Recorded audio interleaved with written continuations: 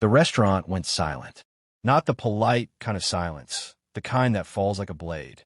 The kind where every fork freezes midair and every conversation dies in someone's throat. 47 people sat inside Haenyeo Seoul, one of the most exclusive Korean fusion restaurants in all of Manhattan's Koreatown district, and every single one of them was staring at the same woman. She hadn't screamed. She hadn't cursed. She hadn't even moved. She simply stood there, tall, composed, draped in a camel-colored coat that probably cost more than most people's rent, while a bowl of cold doenjang jjigae dripped from her natural hair, down the curve of her cheek, and pooled onto the imported marble floor beneath her heels. The hostess who'd thrown it was still holding the empty bowl. And nobody in that room knew what was about to happen next. Before you go any further, if stories like this make your pulse quicken and your chest tight, you already know where you belong. Subscribe, because every week we bring you a world that pulls you in and refuses to let go. Her name was Adaeze Okonkwo-Briggs. Most people called her Ada. A few close ones called her Daze, because that's what she did to her room the moment she entered it. She was 34 years old, a senior architectural consultant for a firm on 52nd Street, and she had come to Haenyeo Seoul tonight for one simple reason. Her colleague Priya Sorensen was celebrating a promotion, and Ada had promised to be there. She had not promised to be drenched. The hostess, a young woman named Yoon, early 20s, angular face hardened by something that looked like practiced contempt, had not tripped. There was no accident here. She had looked Ada directly in the eye before she did it. Deliberately, coldly, with the quiet certainty of someone who believed there would be no consequences. "We don't seat walk-ins at this table," Jisoo said, her voice carrying just far enough for the surrounding tables to hear. "This section is reserved."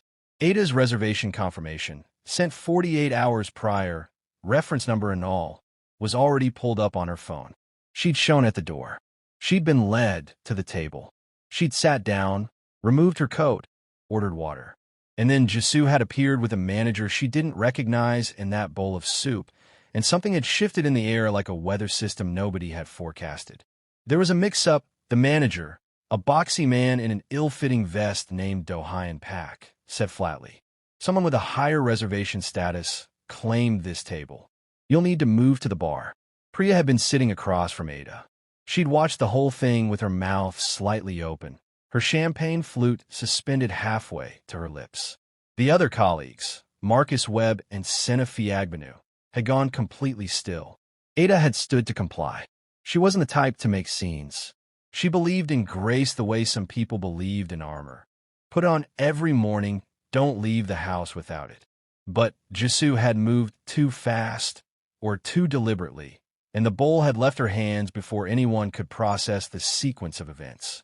The jjigae, fermented soybean broth, warm tofu, zucchini, still faintly steaming, hit the left side of Ada's face and saturated her hair with a sound that seemed to echo louder than it had any right to.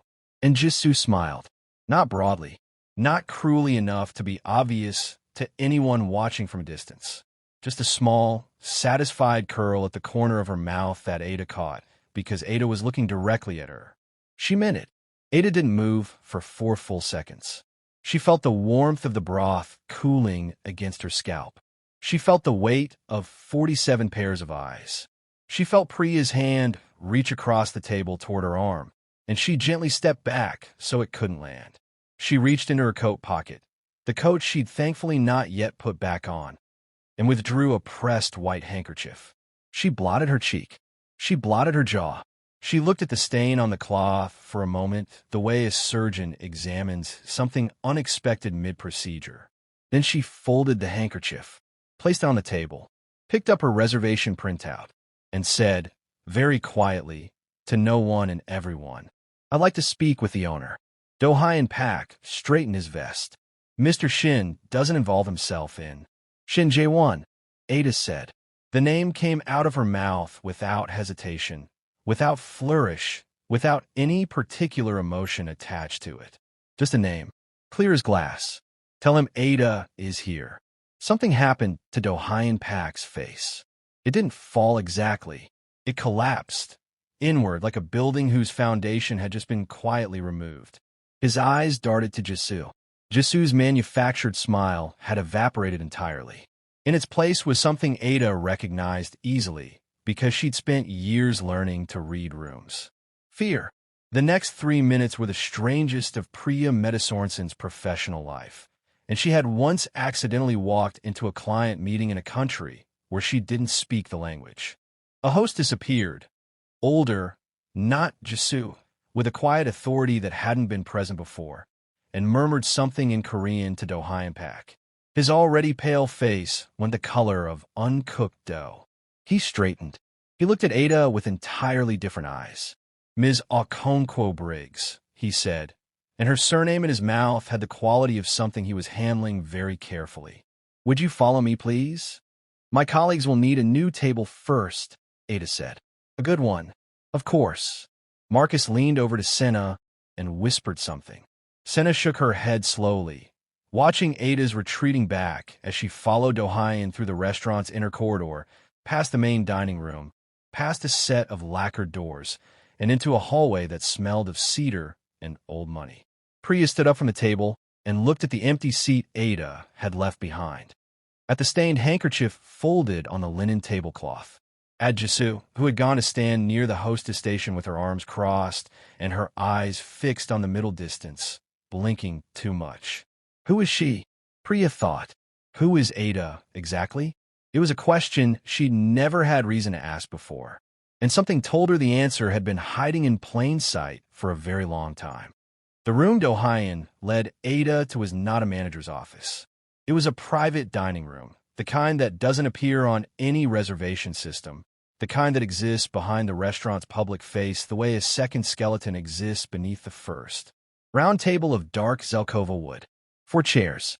A single standing lamp casting amber light across the walls, which were lined with framed hanji paper panels, hand-pressed, the kind you couldn't buy anywhere because they weren't for sale. Ada had been in this room before.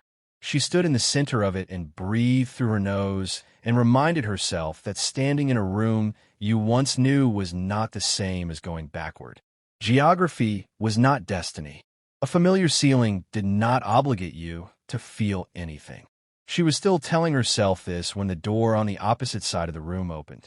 Shin Jae-won was 40 years old and moved through space the way water moves around stone. Not aggressively, but with the complete assumption that nothing would stop him. He wore a charcoal suit with no tie, hair slightly longer than she remembered, a small scar near his left temple that hadn't been there 6 years ago. He stopped when he saw her. His expression didn't break, but something in his posture, subtle, almost imperceptible, shifted by a single degree. "Adaeze," he said. Not Ada, the full name. The one only people who knew her before the career and the composure and the armor used. The one her mother used when she was proud and her father used when she'd done something worth marking. She hated how steady her own voice came out. "Your staff humiliated a guest." "I know." He crossed the room and gestured to a chair. "Seat." "I'll stand." A pause. He accepted that, pulled back the chair, and sat in it himself, one ankle resting across the opposite knee, watching her with a particular quality of attention she'd spent considerable effort trying to forget. "Jisoo overstepped," he said. "Significantly. That's one way to describe pouring soup on someone. She'll be dealt with. That's not why I asked to see you." Ada finally moved, not toward him, but to the wall, to one of the hanji panels, running one finger along its edge without quite touching the surface. "I asked to see you because I needed to understand whether this was deliberate, whether someone in your establishment decided to single out a black woman dining alone. You weren't alone, and humiliate her as a statement, or whether it was something more specific." She turned. Was it something more specific, Jae-won? The silence that followed lasted long enough to have texture. "Jisoo has certain loyalties," he said carefully, "to people who knew about us, who believed, perhaps, that if you appeared here. I didn't know this was your restaurant. I know. I've eaten here twice before, under different management. I acquired it 14 months ago." Ada absorbed that. So this was coincidence. Your arrival was. His jaw tightened fractionally. Jisoo's response was not. She looked at him for a long moment. She was looking for calculation, for the particular architecture of manipulation she'd learned, eventually, to recognize in him. The way he could make cruelty look like protection. The way strategy could masquerade as warmth until you understood the difference. She didn't find it. What she found instead was harder to categorize. He looked tired, not physically, something deeper. The kind of tired that accumulates in people who've been performing a version of themselves for a very long time. She recognized it because she'd worn it herself. She needs to be formally disciplined and the incident documented. Ada said, "My colleague's celebration was disrupted. I want their dinner comped and an apology delivered to the table personally. Not by Dohayan, by you. Done. And I don't want this story circulating in whatever circles you move in as something other than what it was." He looked up at her. Something complicated moved through his expression. What was it?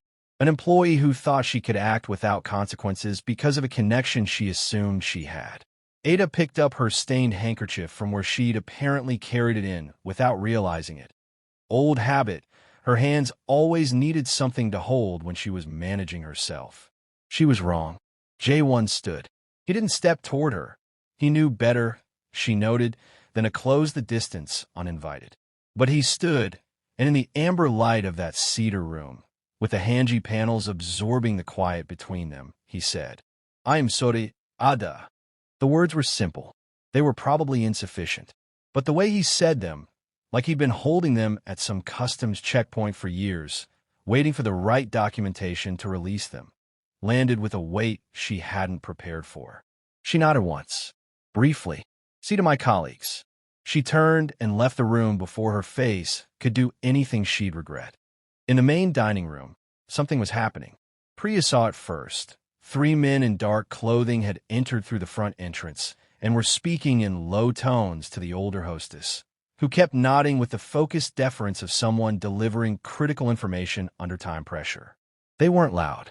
They weren't threatening in any visible way.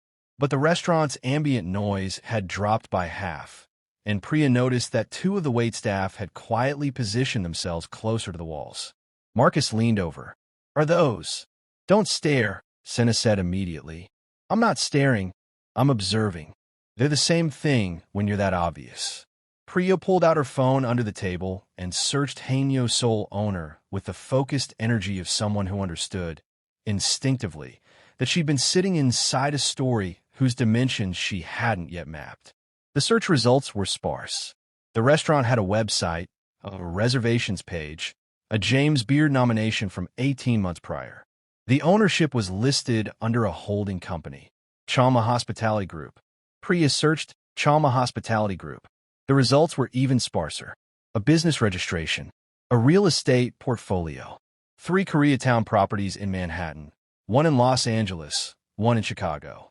And then, buried in a 6-year-old Korea Jungong Daily article that had been translated into broken English by an automated service, a photograph. Priya stared at it for a long time. She recognized a man in the suit. He had just walked out of the inner corridor and was now standing at the table of the most prominent couple in the dining room, speaking with the quiet authority of someone accustomed to rooms rearranging themselves around him. She did not recognize the woman beside him in the photograph. But the woman beside him had Ada's eyes, Ada's posture, Ada's particular way of holding herself like she was simultaneously present in a room and somewhere else entirely, like she'd built a second self and was deciding at any given moment which one to send out. The caption beneath the photo, translated imperfectly, read, "Shin Jae-won, head of Chalma Group, accompanied at the Seoul International Architecture Forum by associate." The name had been redacted. Not by the publication, by something or someone else. A clean digital removal that left a slight pixel disruption if you knew what to look for. Priya set down her phone. She looked at the empty corridor where Ada had disappeared. She thought about 6 years. About how long Ada had worked at the firm, about how she never talked about past relationships, about how she deflected every personal question with a smile so precise it felt like a policy. About the way Ada had said that name, Shin Jae-won, like she'd never stopped knowing exactly where it lived in her mouth. Oh, Priya thought. Oh, Ada. Ada was almost to the front of the restaurant when the second thing happened. She had her coat back on. She had her bag. She had reconstructed her composure with the precision of someone who'd practiced emergency assembly. She was going back to the table, going to sit with her colleagues, going to spend 45 minutes being fine, genuinely, professionally, functionally fine, and then she was going to go home to her apartment in Harlem and sit in the bath until the smell of fermented broth no longer existed anywhere in her sensory memory. That was the plan. The plan did not account for Cho Mi-ran. Cho Mi-ran was 51, exquisitely dressed, and had the kind of face that had once been beautiful in a conventional way and had since become something more interesting. Angular, certain, weathered by decades of watching men underestimate her and adjusting her strategy accordingly. She was seated at the premier corner booth, the one with the sight lines to every door, and she had been watching Ada since Ada entered the main dining room. She lifted one hand as Ada passed. Ms. Okonkwo-Briggs. Ada stopped. Mi-ran gestured to the empty seat across from her with the unhurried confidence of someone who had never, in recent memory, been told no. Sit with me for a moment. Ada assessed her. The clothing, understated, deliberate. The jewelry, minimal, extremely expensive. The two men positioned at a respectful distance behind her who were not restaurant employees. I don't believe we've met, Ada said. We haven't, but I've known who you are for quite some time. Mi-ran's English carried the careful precision of someone who'd learned it as an adult and refused to let it make her feel like a guest in any language. Sit, please. This will take less time than you expect, and you'll want to hear it. Against every instinct that was currently telling her to walk directly out of this building and into the cool September air of 32nd Street, Ada sat down. Mi-ran studied her with open, unapologetic assessment. Not rude, but clinical. Like someone confirming a hypothesis they'd already run the numbers on. Ji-soo-yin, Mi-ran said, is not simply a reckless employee. No, Ada agreed. She isn't. She acts on behalf of a faction within Jae-won's organization that has been attempting to destabilize his position for approximately 8 months. Mi-ran folded her hands on the table. They have tried various methods. Most have been redirected. Tonight was an escalation. They chose you deliberately. Ada was careful to keep her breathing even. Chose me for what purpose? To provoke him. They knew you were here. Your reservation was flagged the moment it was entered into the system. Someone on the inside fed that information upward. Mi-ran's gaze was steady, unwavering. They believed that humiliating you publicly, specifically here in his establishment, would destabilize Jae-won enough to create an opening. They expected him to react emotionally. Visibly. He didn't. No. He handled it with restraint. A pause. Because of you, actually, he knew you wouldn't want a scene. He contained himself for your sake. Ada absorbed this with the stillness of someone absorbing a structural load. Why are you telling me this? Because you deserve to understand the geometry of what happened to you tonight. Mi-ran unfolded her hands. And because what happens next will require a decision from you. I don't have a role in whatever. You do now, Mi-ran said. Not unkindly. With the matter-of-fact clarity of someone delivering a medical result. The moment Ji-soo chose you as an instrument, she pulled you into this. The moment Jae-won confirmed your identity to Do-hyun by saying your name aloud, every person in his organization now knows you were here, knows he saw you, knows he contained himself. Some will interpret that as weakness. Others, she paused. Others will want to use you differently. Ada stared at her. Who are you? Cho Mi-ran allowed a small, precise smile. I'm the person in this organization who has kept Jae-won alive through 2 transitions of power and 1 attempted restructuring. I am, in the vocabulary you'd understand most readily, his chief counsel. His real one. And why does his chief counsel want to have this conversation with me? Because in the 6 years since you left, he has not formed a single meaningful attachment to another person. Mi-ran said it without sentiment, without manipulation, with the same tone she might use to report quarterly figures. Not one.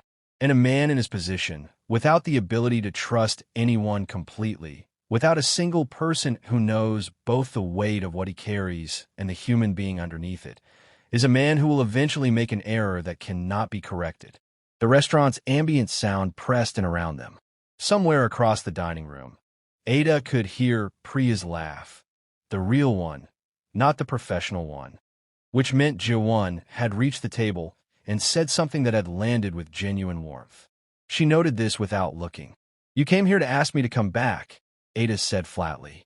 "I came here to make sure you had information," Miran replied. "What you do with it is entirely your own. I left because of what he does." Ada's voice dropped, not in volume, but in temperature. "I left because I couldn't reconcile the man I knew with the structure he'd chosen to exist inside." "That hasn't changed." "It hasn't," Miran agreed. "But what has changed is that the structure is currently fracturing. And when it fractures, people outside of it, people who were once connected to it, can be caught in the debris just as easily as those within." Ada looked at her for a long, measuring moment. "Is that a warning?" Miran tilted her head by a single degree. "It's a geography lesson." Ada stood. She pulled her coat tighter, not because she was cold, but because her hands needed the motion. She looked across the dining room at the table where her colleague sat, where Jaewon was now standing beside Priya's chair, composed and gracious in that particular way of his, the way that made rooms feel like he'd personally curated them for your benefit. He looked up and found her across the distance without searching. Like her location in any room was something he'd already accounted for. She didn't look away first. Neither did he. In 6 years, the vocabulary between them had apparently not atrophied at all. It had just been sitting in storage, patient, waiting for the specific circumstance that would open the door and let everything back into the air. She walked to her table, sat down, accepted the fresh glass of water that appeared. Priya reached over and touched her hand briefly, just a press of fingers, quick and warm and completely without questions, and Ada exhaled. "Good table," Marcus said, gesturing around at the improved seating, the better view, the subtle reconfiguration of service that had occurred in her absence. "Compensation," Ada said. "For what?" She looked at him, at the evening around her, the lacquered walls, the amber lighting, the faint sound of Gaejeum's strings from a speaker she couldn't locate. At the corner booth where Cho Mi-ran sat alone with her folded hands and her precise smile and her geometry lessons. "For a misunderstanding," Ada said. Jaewon paused at the end of their table. He looked at Priya. "I hope the rest of your evening is everything the occasion deserves."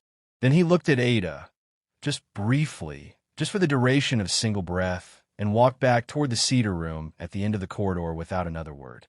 In his wake, something hung in the air that Ada could not name and refused to examine. Not yet. Her phone buzzed in her bag.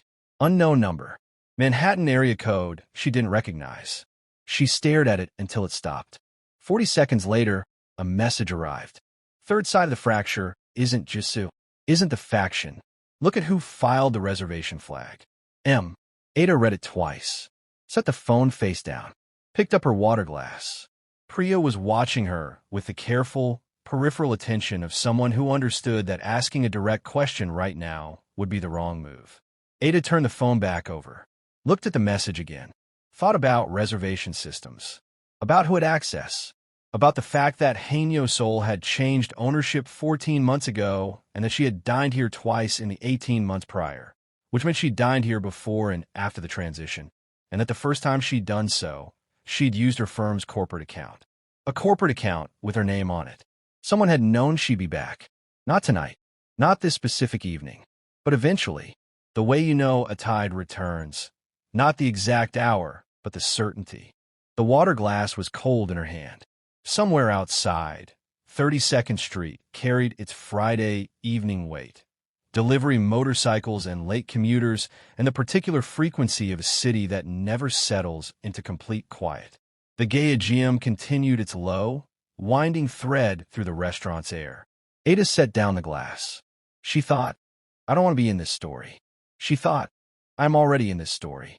She thought, with the quiet precision of someone who had survived a great deal by understanding the difference between what she felt and what she was willing to act on. Whoever flagged that reservation did not count on me knowing who Shin Jae-won was. They thought tonight would end with a humiliated stranger and a provoked man. They got neither. which means they'll try again. Across the restaurant, Cho Moran stood, buttoned her jacket, and walked toward the exit with the unhurried certainty of someone who had already moved 4 steps ahead on a board only she could fully see. She did not look at Ada, but one of the men behind her, just briefly, just for the space of a glance, did. And in that glance was something Ada parsed with the same instinct that had gotten her through every room she'd ever walked into alone. Not a threat, a message. We see you. We have always seen you. The question is, do you see yourself clearly enough to decide what comes next? Ada folded her hands on the table. The evening continued around her. Priya was laughing again. Marcus was stealing from Senna's plate. The restaurant hummed with the particular warmth of a Friday, in autumn when no one outside these walls knows that something has shifted irreversibly inside them. Ada thought about a photograph with a redacted name, about a man who had said her full name in a cedar room, like it was the one word he'd never been able to put down, about a fracture with a third side she hadn't identified yet, about the handkerchief still folded, still stained, sitting in her coat pocket like evidence, or like a beginning. If you're sitting with that ending and you don't know whether you want to walk away or walk back, that feeling is exactly the point. What does it mean to protect your peace when the danger already knows your name?